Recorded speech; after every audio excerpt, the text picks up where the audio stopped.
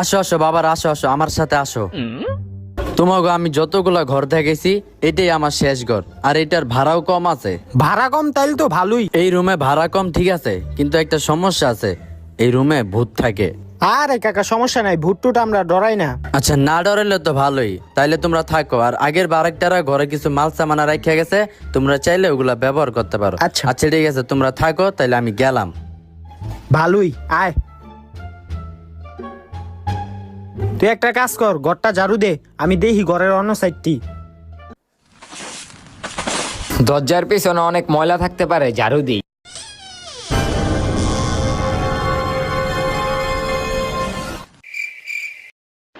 ভালো করে ঝাড়ু দে, ওই যে ময়লাটা দেখস না।